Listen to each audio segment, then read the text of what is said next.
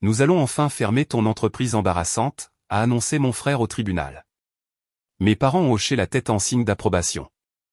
Je suis resté silencieux. Le juge a levé les yeux, attendez. C'est l'entreprise qui vient de décrocher le contrat de défense de 89 millions de dollars? Mon frère Dylan m'a souri de l'autre côté de l'allée. C'était le même sourire cruel qu'il arborait quand il cassait mes jouets quand j'étais enfant. À côté de lui, mes parents étaient assis, grands et fiers. Ils n'étaient pas là pour me soutenir. Ils étaient là pour me voir mourir.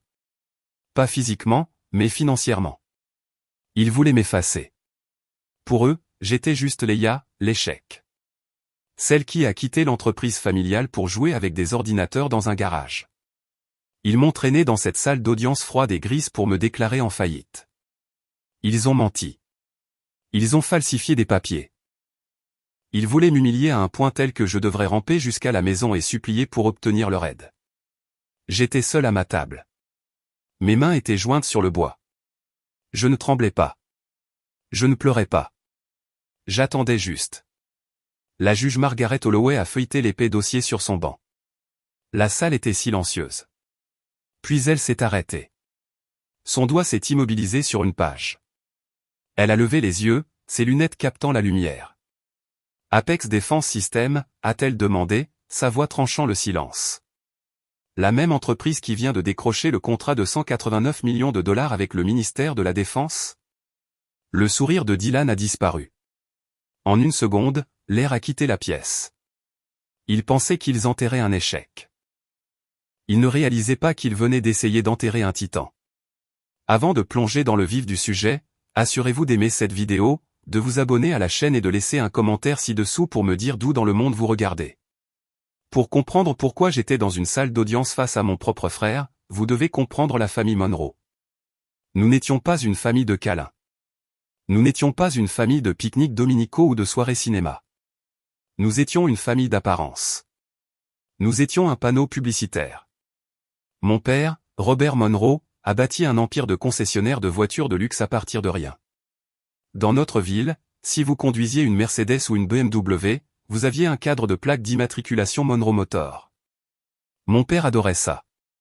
Il adorait voir son nom à l'arrière de chaque voiture chère de la ville. Pour lui, son nom était sa monnaie. Cela signifiait le pouvoir. Cela signifiait le succès. Ma mère, Hélène, était la conservatrice de cette image. Elle n'avait pas de travail, mais elle travaillait plus dur que quiconque que je connaisse à prétendre que nous étions parfaits. Elle gérait les bals de charité. Elle organisait les garden parties. Elle s'assurait que nos vêtements étaient repassés, que nos cheveux étaient parfaits et que nos sourires étaient bien en place chaque fois que nous quittions la maison. Et puis il y avait les enfants. Dylan était l'aîné. C'était le prince doré. Dès sa naissance, mon père a décidé que Dylan était l'héritier. Dylan était beau, charmant et bruyant. Il jouait au football au lycée, non pas parce qu'il aimait ça, mais parce que mon père voulait un fils qui joue au football. Il avait des notes moyennes, mais mon père payait des tuteurs pour y remédier. Quand Dylan cassait la fenêtre d'un voisin ou recevait une contravention pour excès de vitesse, c'était « les garçons sont des garçons ». C'était une histoire drôle à raconter au dîner. Sophie était la plus jeune. C'était la poupée. Jolie, menue et silencieuse jusqu'à ce qu'elle ait besoin de quelque chose. Elle a appris très tôt que si elle pleurait, elle obtenait ce qu'elle voulait. Si elle complimentait la robe de ma mère, elle obtenait un nouveau sac à main. Elle était formée pour être une femme trophée, tout comme ma mère. Puis il y avait moi, Leia, l'enfant du milieu. L'erreur. Je n'étais pas bruyante comme Dylan. Je n'étais pas jolie et malléable comme Sophie. J'étais silencieuse. J'aimais les livres. J'aimais démonter les radios pour voir comment elles fonctionnaient. J'aimais les mathématiques. Dans la maison des Monroe, être intelligente n'était pas une vertu. C'était une nuisance. Leia, range ce livre. Tu gâches la mise en place de la table, me lançait ma mère. Leia, arrête de parler de chiffres. Tu ennuies les invités, disait mon père. J'ai grandi en me sentant comme un fantôme dans ma propre maison. J'étais nourri. J'étais vêtu, mais je n'étais pas vu. Les fissures ont vraiment commencé à apparaître quand je suis allé à l'université. Mon père a insisté pour que j'aille à Wharton. Il voulait que j'apprenne le commerce pour que je puisse être comptable pour sa concession. C'était sa vision pour moi. Dylan dirigerait l'entreprise, s'assiérait dans le grand bureau et serrerait des mains. Je m'assiérais dans l'arrière-salle à compter les haricots, m'assurant que Dylan avait assez d'argent à dépenser. J'ai essayé de le faire. Vraiment. Je suis allé au cours. J'ai étudié les marchés, mais je détestais ça. Je ne voulais pas vendre de voiture. Je ne voulais pas travailler pour mon père. J'étais fasciné par le code, par les systèmes, par la façon dont les ordinateurs pouvaient se parler. Le jour où j'ai démissionné était un mardi. Je me souviens du temps. Il pleuvait fort. J'ai quitté le campus en voiture, je suis entré dans le bureau de mon père et je lui ai dit que j'abandonnais le programme de commerce. Mon père était assis derrière son immense bureau en acajou. Il n'a même pas levé les yeux de ses papiers au début. « Tu fais quoi » a-t-il demandé, la voix basse. « Je change de spécialité » ai-je dit, la voix tremblante. « Où, je pars. Je veux construire de la technologie, papa. Je ne veux pas gérer une concession. » Il a finalement levé les yeux, son visage était rouge. Il a enlevé ses lunettes et les a posées lentement. C'était toujours un mauvais signe. « Tu es ingrate » a-t-il dit. Il n'a pas crié. Il l'a juste énoncé comme un fait. Je paie tes études. Je paie ta voiture. Je t'ai tracé une route, Leia. Une route sûre. Et tu veux aller jouer avec des ordinateurs? C'est l'avenir, ai-je argumenté. C'est un passe-temps pour les nerfs, a dit Dylan. Il était appuyé contre le cadre de la porte, en train de manger une pomme. Il apparaissait toujours quand j'avais des ennuis, appréciant le spectacle. Laisse-la partir, papa. Elle n'est de toute façon pas faite pour les vraies affaires. Elle n'a pas l'instinct du tueur. Ma mère est entrée alors. Elle a vu la tension et s'est immédiatement rangée du côté de mon père sans demander ce qui n'allait pas. Leia, ne contrarie pas ton père. Sa tension artérielle est déjà assez élevée. Je pars, ai-je dit. J'abandonne Wharton. Mon père s'est levé. Si tu quittes cette école, tu quittes cette famille. Je ne soutiendrai pas un échec. Je ne dépenserai pas mon argent pour un rêve qui n'ira nulle part. Je gagnerai mon propre argent, ai-je dit. Dylan a ri. C'était un rire bruyant, comme un aboiement. Toi? Tu ne peux même pas commander une pizza sans bégayer, Leia. Tu penses que tu vas créer une entreprise. Tu es une blague. Tu échoueras, a dit mon père. Il a pointé un doigt vers moi. Retiens bien mes mots. Tu échoueras. Et quand tu le feras, ne viens pas pleurer chez nous.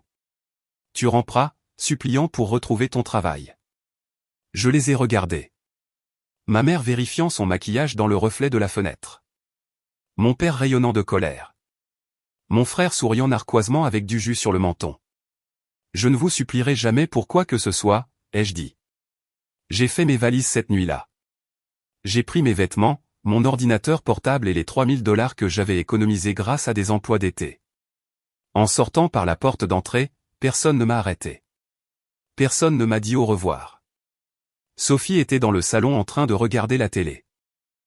Elle a levé les yeux, a vu mes valises et s'est simplement retournée vers l'écran. Je suis monté dans ma vieille berline, la seule voiture que mon père n'avait pas encore reprise, et je suis parti. J'ai pleuré pendant la première heure. Je me sentais petite. Je me sentais stupide. Peut-être qu'ils avaient raison. Peut-être que je faisais une énorme erreur. Mais ensuite les larmes se sont arrêtées et autre chose a pris leur place, une colère froide et dure. Pendant les 8 années suivantes, cette colère a été mon seul carburant. Je ne suis pas rentré pour Noël. Ils ne m'ont pas invité. Je ne suis pas rentré pour Thanksgiving. Ils n'ont pas appelé. J'ai vu des photos d'eux sur les réseaux sociaux. J'ai vu Dylan conduire une nouvelle Porsche. J'ai vu le mariage somptueux de Sophie avec un banquier, un mariage auquel je n'ai pas été invité. J'ai vu mes parents en vacances en Italie et en France. Ils avaient l'air heureux. Ils avaient l'air parfaits. Ils m'avaient complètement effacé. J'ai appris par un ami commun qu'il disait aux gens que j'étais troublé. Leia est devenue un peu folle, aurait dit ma mère à son club de bridge. Elle a rejoint une secte ou quelque chose comme ça. Nous avons essayé de l'aider, mais elle a refusé. Ils ont menti pour cacher le fait qu'ils m'avaient abandonné. Parfois, tard dans la nuit, j'avais envie de les appeler. Je mangeais des nouilles instantanées dans un appartement froid, seul et fatigué, et je prenais le téléphone. Je voulais juste ma mère. Je voulais juste que mon père me dise qu'il était fier de moi. Mais ensuite, je me souvenais du rire de Dylan. Tu es une blague. Je me souvenais du doigt de mon père pointé sur moi. Tu ramperas en suppliant. Et je reposais le téléphone. J'ai finalement réalisé qu'il ne me détestait pas parce que j'étais parti. Il me détestait parce que j'étais différente. Il me détestait parce que je n'avais pas besoin de leur argent pour définir qui j'étais. Et ça les effrayait. Mais ils étaient si sûrs que j'échouais. 6 ans après mon départ, j'ai croisé Dylan dans un café en ville. Je portais un jean et un t-shirt, l'air fatigué d'avoir travaillé 20 heures d'affilée. Il était en costume 3 pièces, l'air soigné et riche. Il m'a regardé de haut en bas et a ricané. Toujours en train de jouer avec les ordinateurs, Leia, a-t-il demandé. Tu as l'air terrible. Maman et papa avaient raison. C'est triste, vraiment. Je vais bien, Dylan, ai-je dit doucement. Tiens, a-t-il dit. Il a sorti un billet de $20 de son portefeuille et l'a jeté sur ma table. Il est tombé dans ma tasse de café, m'éclaboussant. Offre-toi un vrai repas. Ne dis pas à papa que je te l'ai donné. Il s'est éloigné en riant. Je n'ai pas pris l'argent. Je l'ai laissé tremper dans le liquide brun. Ils ne savaient pas. Aucun d'entre eux ne savait. Ils ont vu mes cheveux en désordre et mes yeux fatigués et ils ont vu un échec. Ils n'ont pas vu ce qui se passait dans mon cerveau. Ils n'ont pas vu le code que j'écrivais. Ils n'ont pas vu l'empire que je construisais dans l'ombre. Ils ont parié contre moi. Ils ont misé toutes leurs jetons sur Dylan, le Golden Boy. Et ils ont parié que Leia s'écraserait. Ils étaient sur le point de perdre ce pari, et ils étaient sur le point de le perdre de la manière la plus publique et la plus humiliante possible. Quand j'ai quitté la maison de mes parents, je n'avais pas de plan. J'avais une obsession. J'ai loué un studio dans un quartier malfamé. C'était au-dessus d'une laverie bruyante. Les murs étaient fins et le chauffage ne fonctionnait pas la moitié du temps. En hiver, je portais 3 pulls et je tapais avec des mitaines. J'avais $3000. Dans le monde des affaires, ce n'est rien. Ce n'est même pas une erreur d'arrondi. Mais c'était tout ce que j'avais. J'en ai utilisé la moitié pour acheter une meilleure tour de serveur et un deuxième moniteur. Le reste est allé au loyer et aux nouilles ramen. J'ai créé Apex Defense System un mercredi matin. Il n'y a pas eu d'inauguration. Il n'y a pas eu de champagne. Il y avait juste moi, assis sur une caisse de lait parce que je ne pouvais pas me permettre une chaise, fixant un écran vide. Je voulais créer un logiciel de sécurité. Pas le genre qui protège votre carte de crédit, mais le genre qui protège les nations. Je voyais à quel point les systèmes gouvernementaux étaient vulnérables. Je voyais les failles dans les réseaux de communication des drones. Je savais que je pouvais les réparer, mais personne ne fait confiance à une fille de 24 ans en sweat à capuche. La première année a été un enfer. J'ai démarché des entreprises par téléphone. J'ai envoyé des milliers de mails. Qui êtes-vous ? Demandait-il. Je suis Leia Monroe, disais-je. Qui vous soutient ? Qui sont vos investisseurs ? Juste moi. Clic, il raccrochait encore et encore. J'ai manqué d'argent au 4e mois. J'ai trouvé un travail de barmaid la nuit. Je travaillais de 8h à 18h sur mon code, puis j'allais au bar et servais des verres jusqu'à 2h du matin. Mes pieds saignaient. Mon dos me faisait mal. Je sentais la bière rance et l'épuisement. Mais j'utilisais l'argent des pourboires pour faire tourner les serveurs. Je me souviens d'une nuit, rentrant à la maison à 3h du matin. Je comptais mes pourboires sur le sol. J'avais gagné $40. Ce n'était pas assez pour payer la facture d'électricité. Je suis resté assise là, dans le noir, et j'ai pleuré. J'ai pensé à mon père. J'ai pensé à sa maison chaude et confortable. Tout ce que j'avais à faire était de l'appeler. Tout ce que j'avais à faire était de dire, « Tu avais raison, papa. » J'ai échoué. Mais je ne pouvais pas le faire. J'aurais préféré mourir de faim plutôt que de lui donner cette satisfaction. Alors, je me suis levé. J'ai essuyé mon visage et je suis retourné à l'ordinateur. La percée a eu lieu la 2e année. Un petit sous-traitant de la marine avait besoin d'un correctif pour un système de guidage. C'était un petit travail, mal payé, très stressant. Personne d'autre n'en voulait parce que le délai était impossible. Je l'ai accepté. Je n'ai pas dormi pendant 72 heures. J'ai bu tellement de café que mes mains tremblaient de manière incontrôlable. Mais j'ai écrit le code. Il était propre. Il était élégant. Il était parfait. Je l'ai envoyé 5 minutes avant la date limite. Le lendemain, le chef de projet m'a appelé. « Qui a écrit ça ?» a-t-il demandé. « C'est moi », ai-je dit. « C'est le code le plus efficace que nous ayons vu en 10 ans, » a-t-il dit. « Pouvez-vous en faire plus ?» C'était l'étincelle. Un contrat en a amené 2. 2 en ont amené 5. J'ai quitté mon travail de barmaid. J'ai embauché mon premier employé, un gars brillant et silencieux nommé Marcus, que j'ai trouvé sur un forum de codage.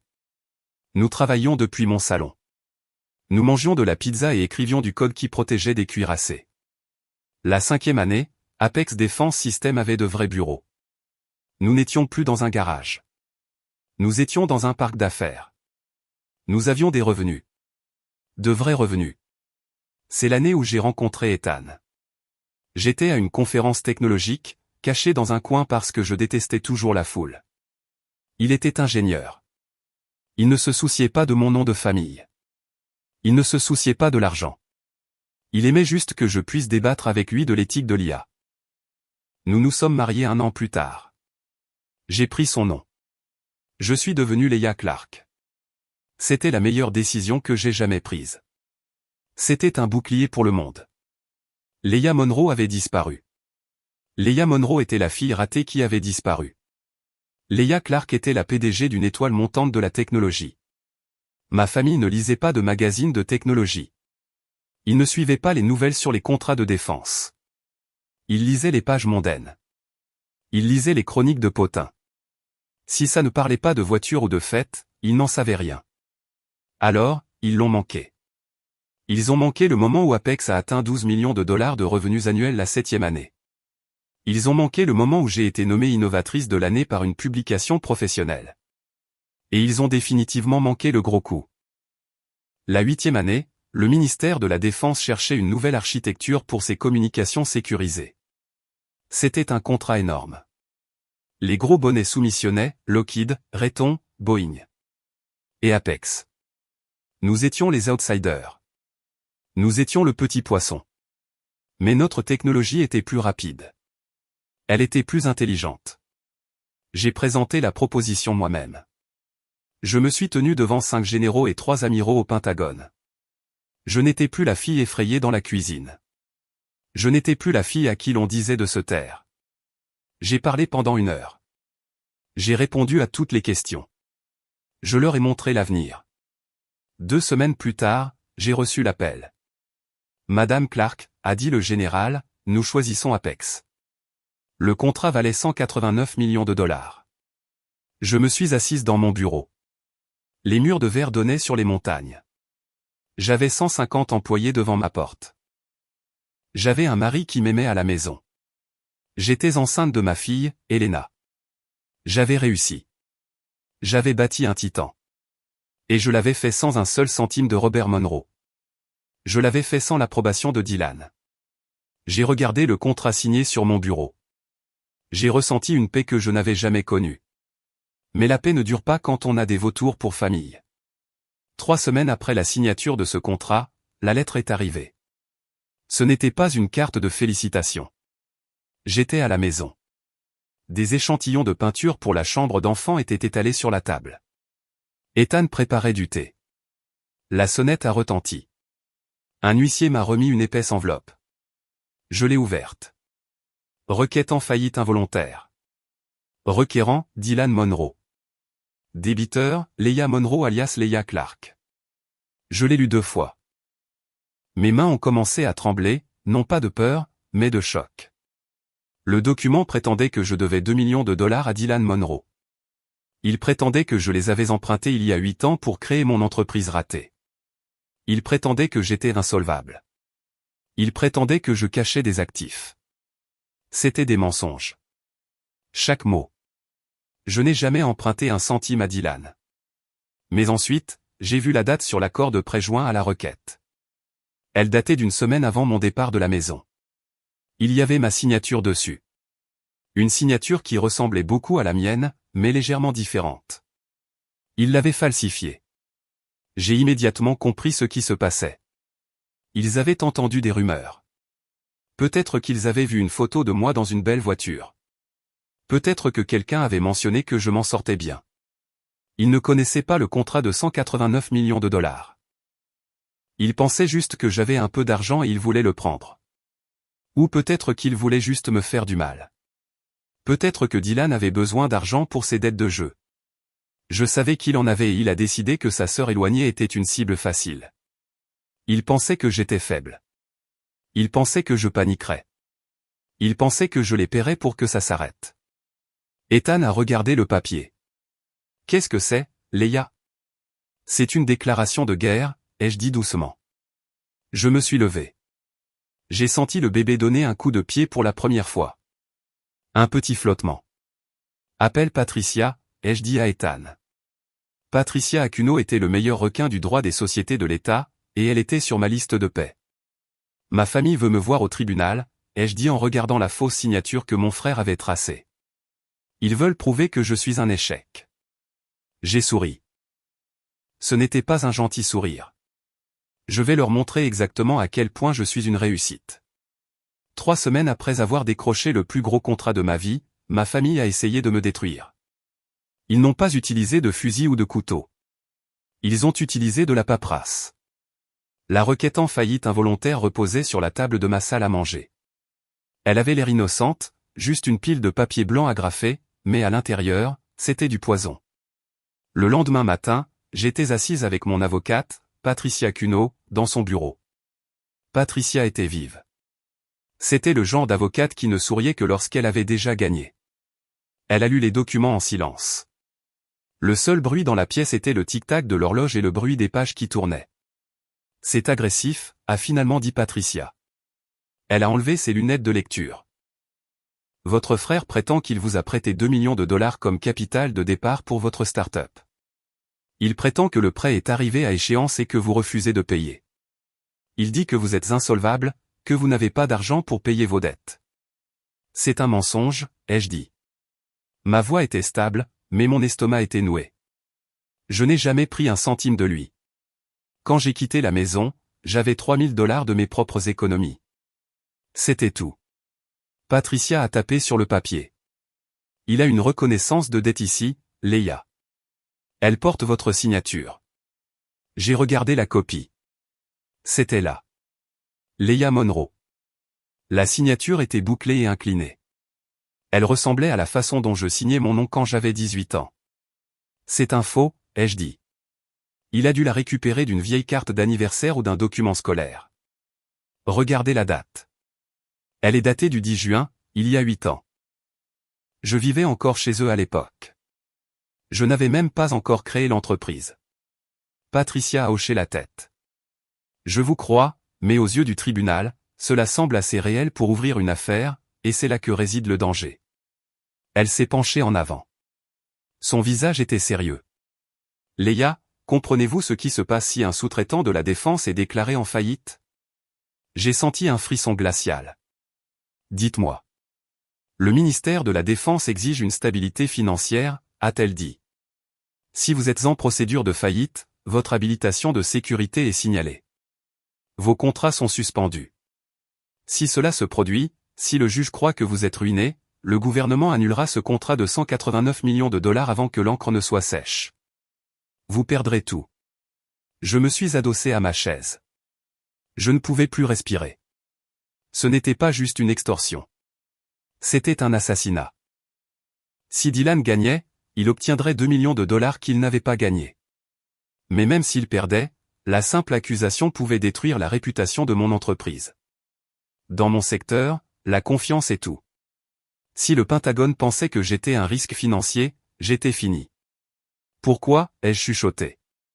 Pourquoi ferait-il ça? Il ne connaît pas le contrat. Il pense que j'échoue.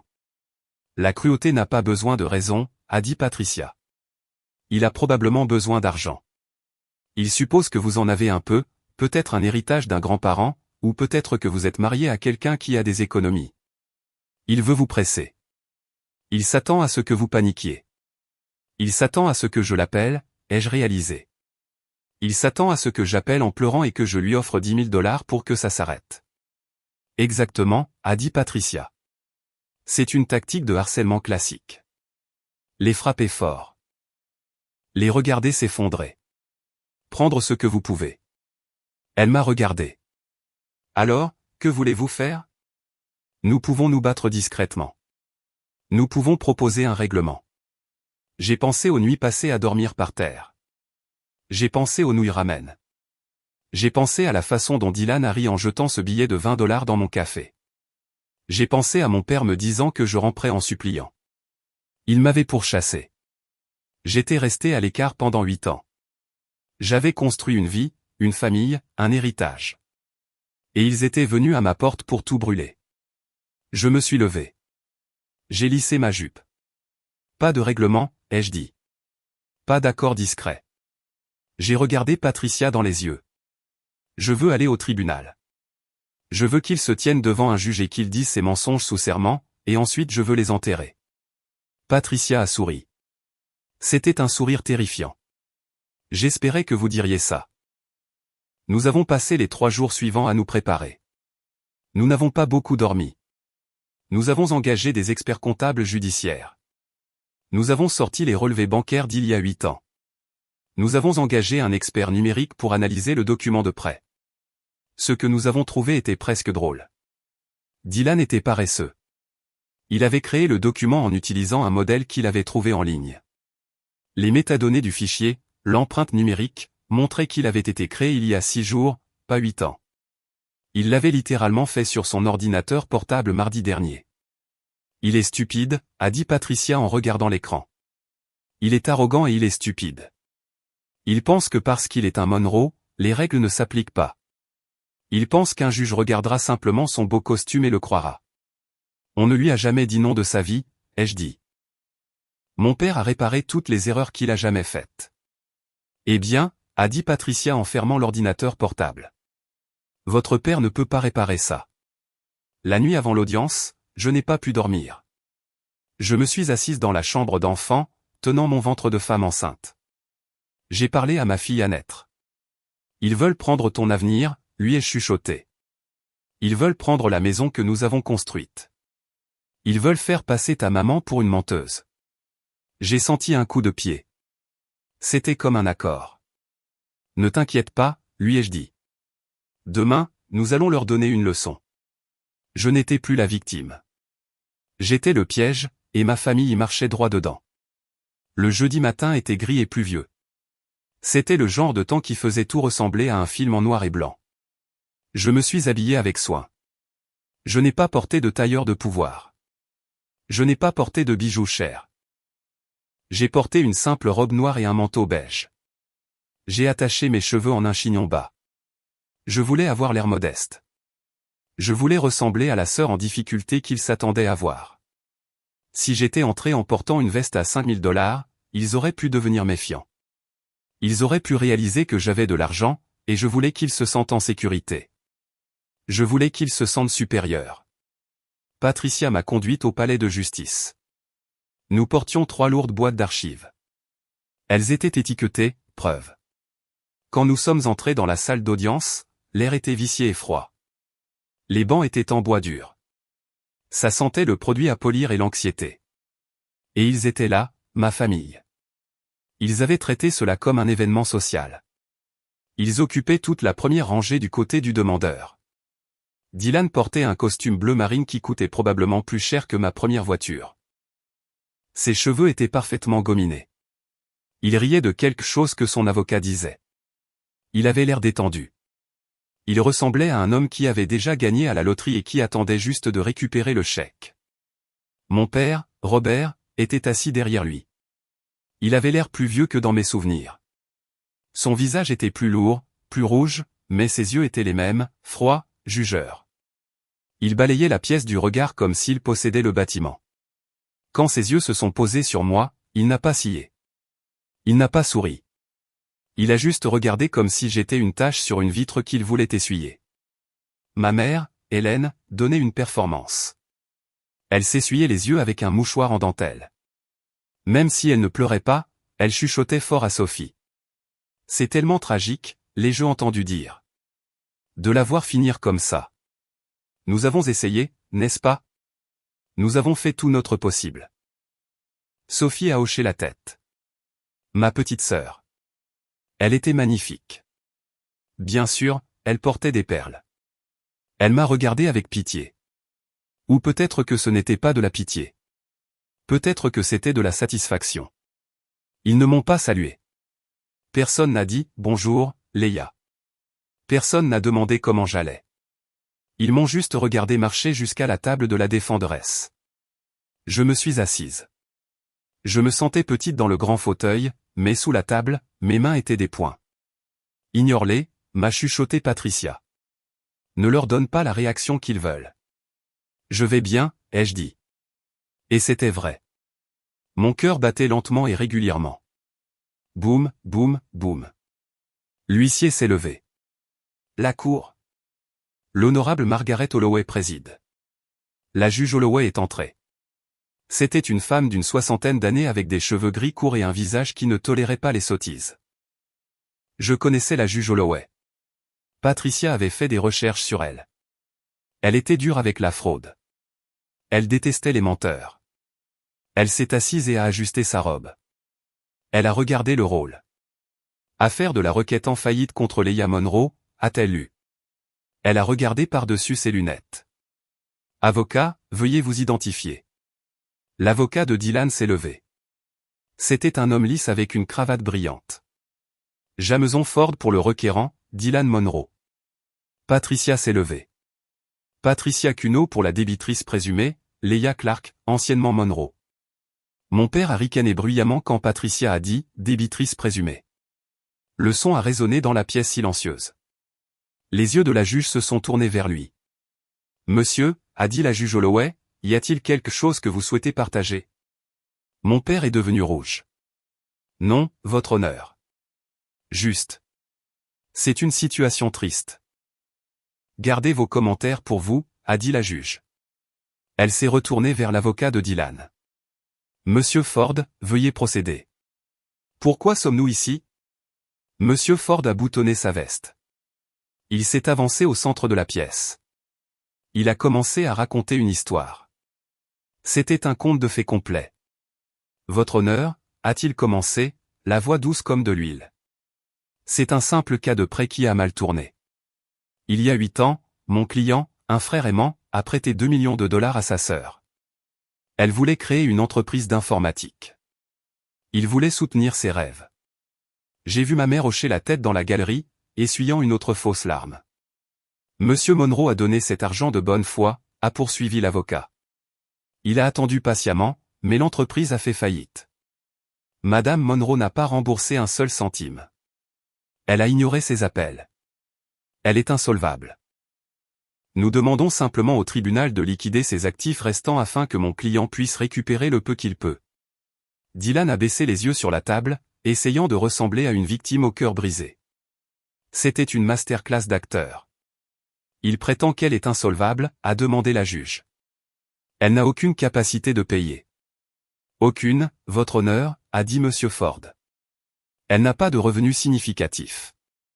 Elle vit modestement. Son entreprise, Apex Defense Systems, n'a aucune présence visible sur le marché. C'est une coquille vide. J'ai failli rire. Aucune présence visible sur le marché. Patricia m'a serré le bras. Attends, a dit sa poigne. Pas encore. Nous avons la reconnaissance de dette, a dit monsieur Ford. Il a tendu un papier à l'huissier, signé par Leah Monroe. La juge a pris le papier. Elle l'a regardé. Elle m'a regardé. Maître Acuno, a dit la juge, votre cliente nie-t-elle cette dette? Patricia s'est levée lentement. Elle ne s'est pas avancée au centre de la pièce. Elle est restée près de sa chaise. Nous nions tout, votre honneur, a dit Patricia. Sa voix était froide et nette. La dette est une fiction. Le document est un faux. Et l'affirmation selon laquelle ma cliente est insolvable est. Eh bien, c'est factuellement incorrect. Incorrect, a demandé la juge. Oui, a dit Patricia. Monsieur Ford prétend qu'Apex Defense Systems est une société écran en faillite. Patricia a pris l'un de nos classeurs épais. Elle l'a brandi. Dans ce classeur, votre honneur, se trouvent les états financiers audités d'Apex Defense Systems pour le dernier exercice. Nous soumettons également l'affidavit sous serment du directeur financier de l'entreprise. Monsieur Ford a levé les yeux au ciel. Objection, votre honneur. Ce n'est probablement que de la poudre aux yeux. Quelques reçus d'un atelier de réparation d'ordinateurs ne prouvent pas la solvabilité. Je suis sûr que le tribunal peut en décider, a dit Patricia. Elle a tendu le classeur à l'huissier. La juge a pris le lourd classeur. Elle l'a ouvert. La salle était silencieuse. Ma famille souriait toujours narquoisement. Ils pensaient que j'étais désespéré. Ils pensaient que je présentais de faux chiffres pour sauver la face. Ils pensaient qu'ils m'avaient acculé. Ils ne savaient pas que le classeur ne contenait pas seulement des déclarations de revenus. Il contenait le communiqué de presse du ministère de la Défense. Il contenait la lettre d'attribution du contrat numéro H9222-24D. La juge Holloway a tourné une page, puis une autre. Elle s'est arrêtée. Ses sourcils se sont haussés. Elle a ajusté ses lunettes. Elle s'est penchée plus près de la page. Elle a de nouveau regardé la couverture du dossier. Puis elle a regardé le papier. Monsieur Ford, a dit la juge. Sa voix avait changé. Elle n'était plus ennuyée. Elle était vive, dangereuse. Oui, votre honneur, a demandé l'avocat de Dylan. Il a senti le changement. Il a arrêté de sourire. Avez-vous fait une vérification préalable sur l'entreprise du débiteur avant de déposer cette requête? Nous avons vérifié les registres publics, votre honneur. Il n'y avait aucun dépôt. Apex Defense Systems, a dit la juge en lisant la page. Est-ce l'entité que vous essayez de mettre en faillite? Oui, votre honneur. La juge a levé les yeux. Elle m'a regardé directement. Pour la première fois, j'ai vu de la reconnaissance dans ses yeux. Elle ne regardait pas une victime. Elle regardait un titre qu'elle avait lu dans le Wall Street Journal ce matin-là. Avocat, a dit la juge, sa voix descendant à un niveau terrifiant de calme. Êtes-vous au courant que cette entreprise, elle a tapé sur la page, est la même entreprise qui vient de se voir attribuer un contrat de 189 millions de dollars avec le gouvernement des États-Unis? Le silence qui a suivi était lourd. Il pesait sur la pièce. La tête de Dylan s'est redressée d'un coup. Mon père s'est figé. Ma mère a arrêté de s'essuyer les yeux. Le piège venait de se refermer. Le silence dans la salle d'audience était lourd. C'était le genre de silence qui fait mal aux oreilles. 189 millions de dollars, a répété lentement la juge Holloway. Elle ne posait pas une question cette fois. Elle énonçait un fait. Elle a regardé par-dessus le bord de ses lunettes l'avocat de Dylan, Monsieur Ford. La confiance lisse avait disparu de son visage. Il avait l'air d'avoir avalé une pierre. Il a commencé à transpirer. Je pouvais voir la brillance sur son front sous les lumières de la salle d'audience. Votre honneur, a balbutié Monsieur Ford. Je n'étais pas au courant d'un tel contrat. Mon client m'a assuré que la débitrice était démunie. Nous n'avons vu aucune preuve de ce revenu. Parce que vous n'avez pas cherché, a rétorqué la juge. Elle a tourné son moniteur d'ordinateur pour qu'il puisse le voir. C'était en première page de la section économique du Wall Street Journal ce matin. Apex Defense Systems décroche un contrat clé du Pentagone. N'avez-vous pas cherché sur Google l'entreprise que vous essayez de fermer? Dylan s'est levé. Il ne pouvait pas s'en empêcher. Il avait l'habitude de contrôler la pièce et il sentait le contrôle lui échapper. C'est un mensonge, a dit Dylan à voix haute. Sa voix s'est brisée. Elle ment. Votre honneur, Leia n'a pas de véritable entreprise. Elle joue avec des ordinateurs dans un sous-sol. Elle a imprimé ce papier elle-même. Elle essaie de vous tromper. Asseyez-vous, a sifflé Monsieur Ford, attrapant le bras de Dylan et le tirant de force sur sa chaise. Les yeux de la juge Holloway se sont rétrécis. Elle a regardé Dylan avec un mélange d'incrédulité et de colère. Monsieur Monroe, a-t-elle dit, sa voix dangereusement basse. Accusez-vous ce tribunal d'être incapable de vérifier un numéro de contrat fédéral? C'est une fraudeuse, a insisté Dylan, se dégageant de la main de son avocat. Il a pointé un doigt tremblant vers moi. Regardez-la. Regardez ses vêtements. A-t-elle l'air d'une PDG? C'est une personne sans importance. Elle me doit de l'argent et elle invente des histoires pour s'en sortir. Mon père, Robert, s'est penché en avant. Il avait l'air confus. Il m'a regardé, puis la juge, puis Dylan. Pour la première fois de sa vie, il n'avait pas l'air sûr de lui. Il connaissait les affaires. Il savait qu'on ne ment pas sur des contrats fédéraux dans un tribunal fédéral. Il commençait à faire le calcul dans sa tête, et les chiffres le terrifiaient. Maître Acuno, a dit la juge à mon avocate, le contrat est-il vérifié? Oui, votre honneur, a dit Patricia calmement. Le numéro du contrat est H9222-24D. Vous pouvez le vérifier sur la base de données publiques des marchés du ministère de la Défense dès maintenant. Nous avons également les relevés bancaires montrant que le dépôt initial de 20 millions de dollars a été compensé hier. 20 millions de dollars. J'ai entendu ma mère halter. C'était un son aigu et humide. Elle a mis sa main sur sa bouche. Le visage de mon père est devenu gris. Il m'a regardé. Il m'a vraiment regardé. Pendant 8 ans, il avait dit à tout le monde que j'étais un échec. Il avait construit son propre ego sur l'idée que j'avais besoin de lui. Et maintenant, il était assis dans une salle d'audience en réalisant que je venais de gagner plus d'argent en une semaine que ses concessions automobiles en 5 ans. 20 millions, a chuchoté Dylan. Il avait l'air d'avoir la nausée. Donc, a dit la juge en se penchant en arrière sur sa chaise. Nous avons une entreprise qui est non seulement solvable, mais qui est un partenaire essentiel de l'armée des États-Unis. Et vous, monsieur Ford, avez déposé une requête affirmant qu'elle est en faillite. J'ai été induit en erreur par mon client, a dit rapidement monsieur Ford. Il jetait Dylan sous le bus pour sauver sa propre licence. On m'a dit que c'était un litige de prêt personnel. Ce n'est pas seulement un litige, a dit la juge. C'est une ingérence. Elle a enlevé ses lunettes et s'est frotté les yeux. Quand elle a de nouveau levé les yeux, son expression était dure comme de l'acier. Savez-vous ce qui se passe, M. Monroe, lorsque vous déposez une fausse requête en faillite contre un sous-traitant du gouvernement? Dylan n'a pas répondu. Il fixait la table. Cela déclenche un examen automatique, a dit la juge. Cela gèle leurs comptes. Cela arrête leur vérification d'habilitation de sécurité. Vous avez effectivement mis un bâton dans les roues d'une opération de sécurité nationale. La salle est devenue silencieuse. Et la juge a poursuivi, si je découvre que ces documents que vous avez soumis sont faux. Si je découvre que vous avez menti à ce tribunal pour harceler un sous-traitant fédéral, vous ne risquez pas une amende. Vous risquez la prison fédérale. Ma mère a commencé à pleurer pour de vrai cette fois. Non, a-t-elle sangloté. C'est juste un garçon. Il ne le pensait pas, silence dans la galerie, a crié l'huissier. Je veux voir le document de prêt, a dit la juge. L'original, maintenant. M. Ford a tendu le papier à l'huissier d'une main tremblante. La juge l'a pris. Elle l'a tenu à la lumière. Elle a regardé la signature. Puis elle a regardé la date. Leah Monroe, a-t-elle lu.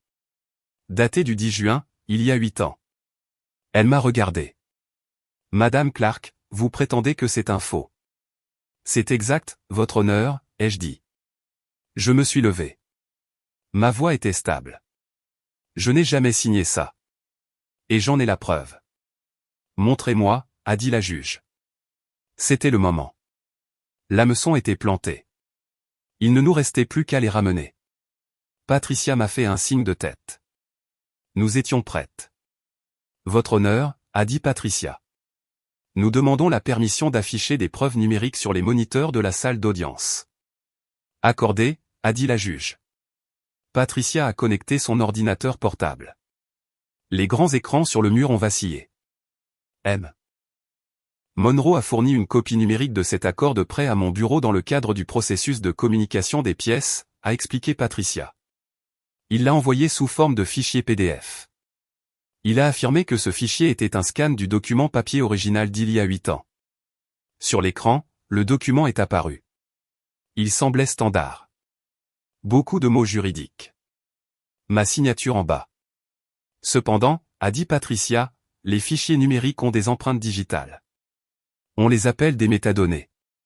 L'écran a changé. Il affichait une liste de données techniques. Nom du fichier, accord-après-balaya-final.pdf. Créé, mardi 14 octobre 2025, 22h42. Modifié, mardi 14 octobre 2025, 22h45. Auteur, Dmonro-MacBook. Ce document n'a pas été créé il y a 8 ans, a dit Patricia. Sa voix était claire et forte. Il a été créé mardi dernier. À 22h42. Un murmure a parcouru la salle d'audience. Le visage de Dylan est devenu d'un rouge violent. Il s'est de nouveau levé. Je l'ai rescanné. C'est juste la date du scan. Asseyez-vous, monsieur Monroe, a averti la juge. Nous pensions qu'il pourrait dire ça, a poursuivi Patricia. Nous avons donc analysé la signature elle-même. L'écran a zoomé sur la signature. Leah Monroe. Cette signature est pixelisée, a dit Patricia.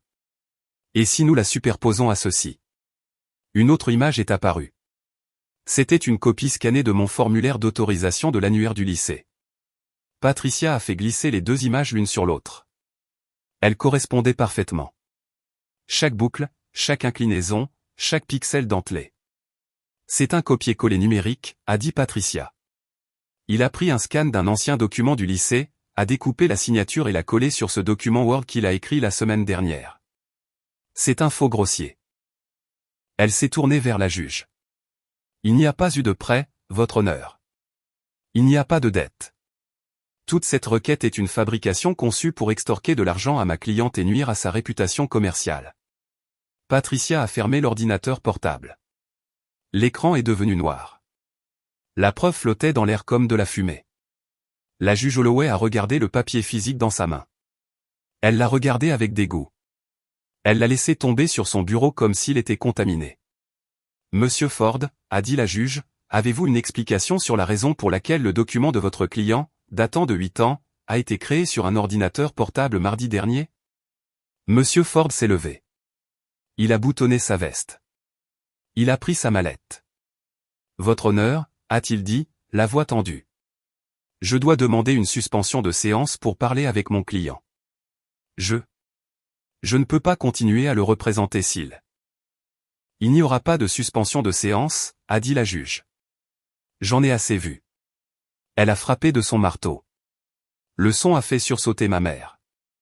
Levez-vous, monsieur Monroe, a ordonné la juge. Dylan s'est levé. Il tremblait. Son arrogance avait disparu. Il ressemblait à un enfant qui avait cassé un vase et savait que la punition allait arriver. Vous êtes entré dans ma salle d'audience, a dit la juge Holloway. Elle était penchée en avant, sa voix tremblant d'une rage contenue. Vous avez utilisé le système judiciaire fédéral comme une arme pour intimider votre sœur. Vous avez falsifié des documents. Vous avez commis un parjure. Vous avez tenté d'escroquer une entreprise qui protège ce pays. Je voulais juste, a balbutié Dylan. Je me fiche de ce que vous vouliez, l'a-t-elle coupé. Vous avez fait perdre son temps au tribunal. Vous avez insulté la loi. Elle a regardé le greffier. La requête en faillite involontaire est rejetée avec préjudice, a-t-elle statué. Cela signifie qu'elle ne pourra jamais être déposée à nouveau. Elle n'avait pas fini. De plus, a-t-elle dit, je réfère immédiatement cette affaire au bureau du procureur des États-Unis pour enquête criminelle. Criminelle, a crié mon père. Il s'est levé du banc. Attendez une minute. C'est une affaire de famille. Vous ne pouvez pas arrêter mon fils. Asseyez-vous, monsieur, ou je vous ferai expulser, a hurlé l'huissier en s'approchant de mon père. Mon père s'est figé. Il a regardé la main de l'huissier sur sa ceinture. Il s'est lentement assis. Il avait l'air vaincu. Il avait l'air vieux.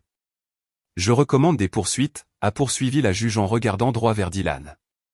Fraude à la faillite, falsification, parjure et tentative d'ingérence avec un sous-traitant du gouvernement. Les genoux de Dylan ont lâché. Il s'est littéralement affaissé sur sa chaise. Il a regardé ses mains. Il tremblait.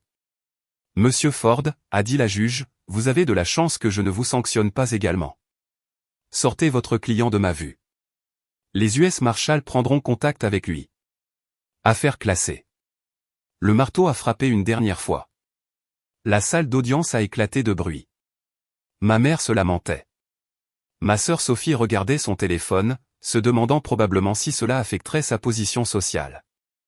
Je me suis levé. Je me sentais légère. Je me sentais propre. Je me suis retourné pour les regarder. Mon père fixait le sol. Il ne pouvait pas me regarder. Il savait. Il savait que la fille qu'il appelait un échec venait de détruire le fils qu'il appelait un roi. Et je n'avais même pas élevé la voix. Dylan était assis, la tête dans les mains. Patricia a rangé son ordinateur portable. Elle m'a souri. Ça s'est bien passé. Oui, ai-je dit. En effet. Je me suis dirigé vers la sortie. Je devais passer devant leur banc pour partir. Ma mère a tendu la main et a attrapé mon bras. Sa prise était faible. Leia, a-t-elle dit. Son visage était un désastre de mascara qui coulait. Leia, s'il te plaît, tu dois arrêter ça. C'est ton frère. Tu ne peux pas le laisser aller en prison. Parle à la juge. Dis-lui que c'était un malentendu. J'ai regardé sa main sur mon bras. La même main qui me repoussait quand je voulais un câlin. Ce n'est pas moi qui ai fait ça, mère, ai-je dit calmement. C'est lui. Il a écrit le document. Il a déposé l'affaire. Il est entré dans cette pièce. Mais tu peux arranger ça, a-t-elle plaidé. Tu as de l'argent maintenant. Tu as du pouvoir. Aide-le. J'ai doucement retiré sa main de mon bras. Non, ai-je dit. Mon père a levé les yeux alors. Ses yeux étaient pleins de haine. Ingrate, a-t-il commencé. Je l'ai coupé. Je ne suis pas ingrate, papa, ai-je dit. Je suis une réussite, et je suis honnête. Deux choses que tu n'as jamais apprises à Dylan. Je leur ai tourné le dos. Au revoir, ai-je dit. J'ai franchi les portes de la salle d'audience. Le couloir était lumineux et silencieux. J'ai pris une profonde inspiration. Elle avait le goût de la liberté. Derrière moi, les portes se sont refermées, les scellant à l'intérieur avec le désordre qu'ils avaient créé. Ils étaient piégés dans les décombres. J'étais libre de rentrer chez moi. Les rouages de la justice tournent lentement pour certaines personnes, mais quand on s'en prend au gouvernement fédéral, les rouages tournent très, très vite. 2 jours après l'audience, le FBI a perquisitionné l'appartement de Dylan. Je n'étais pas là pour le voir, mais les voisins ont parlé.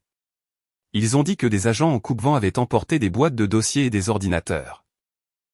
Ils ont emmené Dylan menotté. Il ne portait pas de costume cette fois. Il portait un pantalon de survêtement. Il avait l'air petit. Il avait l'air terrifié. Les accusations étaient graves. La fraude à la faillite est déjà assez grave, mais quand on falsifie des documents pour interférer avec un sous-traitant du ministère de la Défense, le gouvernement le prend personnellement. Ils n'aiment pas qu'on joue avec leur sécurité. Dylan a été accusé de 3 chefs de fraude, de 2 chefs de parjure et d'un chef de fausse déclaration à un tribunal fédéral. Mes parents ont essayé de le sauver. Mon père, Robert, a engagé l'équipe de défense pénale la plus chère de la ville. Il a liquidé des actifs. Il a vendu certaines de ses voitures de collection prisées. Il a mis en gage la concession, mais on ne peut pas acheter son innocence face à des métadonnées. On ne peut pas corrompre un horodatage numérique.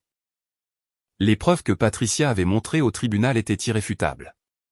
Dylan avait créé le faux prêt sur son propre ordinateur, et il avait stupidement laissé ses empreintes numériques partout. 6 semaines plus tard, Dylan a plaidé coupable. S'il allait au procès, il risquait 10 ans. Il a plaidé coupable pour éviter la peine maximale. Le juge lui a infligé 3 ans de prison fédérale. 3 ans. Ma mère m'a appelé le jour de la sentence. Je n'avais pas encore bloqué son numéro. J'ai décroché, principalement par curiosité. « Es-tu heureuse » a-t-elle crié au téléphone. Elle avait l'air déséquilibrée. « Ton frère va en prison. Il va dans une cage. Es-tu heureuse maintenant, Leia » Je me tenais dans ma cuisine, regardant les montagnes. Je me sentais calme. « Ce n'est pas moi qui l'ai mis là, maman » ai-je dit. C'est lui qui s'y est mis. Il a essayé de ruiner ma vie. Il a essayé de prendre mon entreprise. Il a essayé de prendre la nourriture de la bouche de ma fille à naître. Il avait juste besoin d'aide, a-t-elle sangloté. Il a des dettes. Des joueurs le menaçaient. Il avait peur. Alors il a décidé de me détruire pour se sauver, ai-je dit. Ce n'est pas un frère. C'est un prédateur. Tu es froide, a-t-elle craché. Tu es sans cœur. Je n'ai pas de fille. Vous n'avez pas de fille depuis 8 ans, ai-je dit. Vous ne m'avez remarqué à nouveau que lorsque vous avez pensé que j'avais de l'argent à voler. J'ai raccroché. Puis j'ai bloqué le numéro. Les retombées ne se sont pas arrêtées avec Dylan. La réputation de mon père en a pris un coup. Dans le monde des affaires, la confiance est tout. Quand il est apparu que le fils de Robert Monroe était un escroc qui avait tenté d'arnaquer le gouvernement fédéral, les gens ont commencé à se poser des questions sur le père. Robert savait-il? La concession était-elle impliquée? Les clients ont retiré leurs affaires. Le country club a suspendu son adhésion en attendant un examen. Les voitures de luxe ont cessé de se vendre. Il n'a pas fait faillite, mais il a perdu son statut. Il n'était plus le roi de la ville. Il n'était plus qu'un homme triste et en colère avec un fils criminel. Et puis il y avait Sophie, ma petite sœur, celle qui regardait des dessins animés pendant que je faisais mes valises pour quitter la maison. Elle m'a envoyé une lettre environ 2 mois après que Dylan soit allé en prison. Elle était écrite sur du papier cher. Elle sentait le parfum. Très chère Leia, j'ai beaucoup pensé à toi. Je suis tellement désolé pour tout ce qui s'est passé avec Dylan. Tu sais, je n'ai jamais été d'accord avec ce qu'il a fait. J'ai toujours dit à maman qu'il allait trop loin. Je t'ai toujours admiré, Leia. Tu as toujours été la plus intelligente. Je suis si fier de ton succès avec Apex. Je disais à mon mari, Marc, que nous devrions tous dîner ensemble un de ces jours. Nous adorerions voir ta nouvelle maison. Nous adorerions rencontrer ton mari. Mettons tout ça derrière nous. La famille, c'est tout, n'est-ce pas? Amour, Sophie. J'ai lu la lettre 2 fois. J'ai ri. C'était un rire sec, sans humour. Elle ne se souciait pas de moi. Elle ne m'admirait pas. Elle a vu que le navire coulait chez ses parents. Et elle voulait sauter sur mon yacht. Elle voulait être proche de l'argent. Elle voulait être proche du gagnant. J'ai pris une feuille de papier blanc ordinaire. J'ai écrit une phrase. Le soutien qui vient après les dégâts n'est pas du soutien, c'est de la culpabilité. Je l'ai mise dans une enveloppe et je l'ai renvoyée. Je n'ai plus jamais eu de ces nouvelles. C'était solitaire, d'une certaine manière, de réaliser que toute sa famille biologique est toxique. De réaliser qu'il n'y en a pas un seul qui vaille la peine d'être sauvé. Mais c'était aussi libérateur. L'encre était coupée. Je m'éloignais d'eux. Enfin libre. Pendant que le monde de ma famille rétrécissait, le mien explosait. L'affaire judiciaire a eu un effet secondaire inattendu. Elle a rendu Apex Defense Systems célèbre. Le Wall Street Journal a publié un article de suivi. Ils ne se sont pas concentrés sur le drame familial. Ils se sont concentrés sur l'entreprise qui était si solide, si à l'épreuve des balles que même une requête en faillite frauduleuse n'a pas pu les gratigner. Des titres sont apparus dans les blogs technologiques et les magazines de défense. La dame de fer de la cybersécurité, comment Apex Defense Systems a survécu à une attaque hostile. Les clients ont commencé à appeler, pas seulement le gouvernement, mais les banques, les hôpitaux, les compagnies maritimes internationales. Tout le monde voulait le logiciel de sécurité que l'inébranlable Leia Clark avait construit. Nous avons embauché 50 ingénieurs de plus en 3 mois. Nous avons dû louer le bâtiment voisin pour accueillir tout le monde. Je me suis promené dans le bureau un mardi matin. Il y avait une effervescence d'activité. Les gens codaient, débattaient, buvaient du café, riaient. Je me suis arrêté à la salle de pause. Un groupe de jeunes stagiaires discutait. Ils ne m'ont pas vu. Avez-vous déjà rencontré Leia? A demandé l'un d'eux. Ouais, elle a assisté à notre revue de code, a dit un autre. Elle est intense, mais elle connaît son affaire. Elle a trouvé un bug à la ligne 40 que j'avais complètement manqué. C'est une légende, a dit le premier. Elle a construit tout cet endroit avec rien. Pas d'investisseurs, juste de la détermination. Je me suis éloigné tranquillement, en souriant. Il me respectait non pas à cause de mon nom de famille, non pas à cause de qui était mon père. Il me respectait parce que j'avais fait le travail. Nous avons atteint 340 millions de dollars de contrats à la fin de l'année. Nous nous sommes étendus dans l'aérospatial. Nous avons commencé à travailler sur la sécurité de l'IA pour les satellites. J'ai fait une seule interview, juste une. Une journaliste de Forbes est venue à mon bureau. Elle s'est assise sur le canapé, regardant la vue sur les montagnes. Madame Clark, a-t-elle demandé, votre ascension a été fulgurante, mais il y a des rumeurs sur un début difficile. Un conflit familial. Cela vous motive-t-il? Je l'ai regardé. J'ai pensé à Dylan dans une cellule. J'ai pensé à mon père dans sa concession vide. La motivation change, ai-je dit. Au début, je fonctionnais à la colère. Je voulais prouver aux gens qu'ils avaient tort. Je voulais leur montrer que je n'étais pas un échec. Et maintenant? A-t-elle demandé. Maintenant, je ne me soucie plus de prouver quoi que ce soit, ai-je dit. La colère est un carburant bon marché. Elle brûle salement. Maintenant, je fonctionne avec un but. Je veux construire des choses qui comptent. Je veux créer de la sécurité. Avez-vous quelque chose à dire aux personnes qui ont douté de vous, a-t-elle demandé. J'ai fait une pause. Je savais que mes parents liraient cet article. Je savais que Sophie le lirait. Certaines personnes, ai-je dit lentement, en choisissant soigneusement mes mots, ne supportent pas d'avoir tort. Elles préféreraient détruire le succès plutôt que d'admettre qu'elles ont mal jugé. Je n'ai rien à leur dire. Mon succès parle de lui-même. L'article est sorti une semaine plus tard. Je l'ai encadré. Je ne l'ai pas encadré par vanité. Je l'ai encadré comme un rappel. J'ai regardé la photo de moi dans le magazine. J'avais l'air forte. J'avais l'air confiante. Je ne ressemblais pas à la fille qui pleurait dans une laverie parce qu'elle ne pouvait pas se payer le chauffage. Je m'étais réinventé. Mon nom était Leia Clark. J'étais une mère. J'étais une épouse. J'étais une PDG. Leia Monroe avait disparu. Elle est morte dans cette salle d'audience au moment où le marteau est tombé. La neige tombe drue dans le Colorado en hiver. Elle recouvre tout d'un manteau de silence blanc. Je vis dans une maison en bois et en verre, nichée à flanc de montagne. C'est calme ici. C'est un mardi soir, 5 ans après le procès.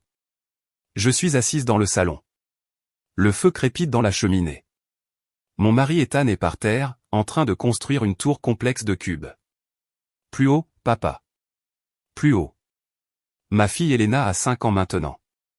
Elle a mes cheveux sombres et les yeux brillants et gentils d'Ethan. Elle rit. C'est un son pur, sans fardeau. Elle ne sait pas ce que c'est que de se faire dire de se taire. Elle ne sait pas ce que c'est que d'être invisible. Dans cette maison, elle est le centre de l'univers. Je les regarde jouer. Je sens un gonflement dans ma poitrine si grand que ça fait presque mal. C'est de la gratitude. Je n'ai pas parlé à mes parents depuis 5 ans. Je ne sais pas s'ils vont bien. Je ne sais pas si Dylan est sorti de prison. Je ne vérifie pas. Parfois, les gens me demandent si je le regrette. Ils me demandent si ma famille me manque. On n'a qu'une seule mère, disent-ils. Le sang est plus épais que l'eau. Ils ont tort.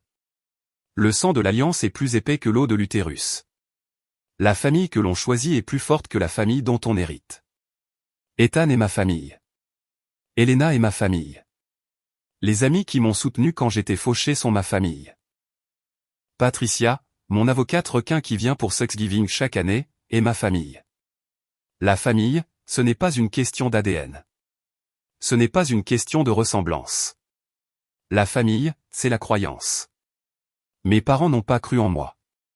Ils ont parié contre moi. Ils ont essayé de m'encaisser comme un jeton de poker. Ethan a cru en moi quand je n'étais personne. Il a cru en moi quand je travaillais 20 heures par jour. Il a cru en moi quand le procès a éclaté. C'est ça, l'amour. Elena fait tomber la tour de cubes. Crash.